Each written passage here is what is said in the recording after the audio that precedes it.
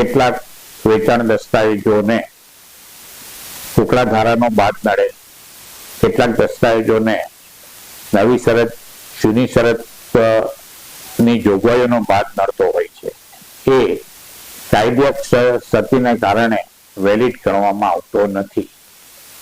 પરંતુ આવી રીતે જ્યારે કોઈ રેવન્યુ કોર્ટે કોઈ દસ્તાવેજને કાયદેસર ક્ષતિ જણાવી એ બિનઅમલી ગણાવે તો પણ એવો દસ્તાવેજ એ રદ થયેલો ગણાય નહીં. એ દસ્તાવેજના civil right as it is રહે છે.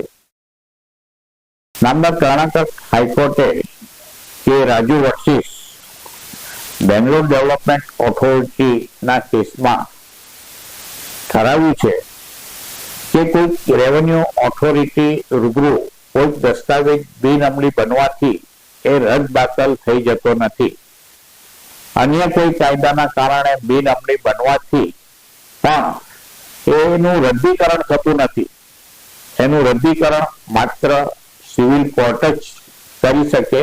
એની હુકુમત, એની જ્યુરિડિક્શન માત્ર સિવિલ કોર્ટને જ છે.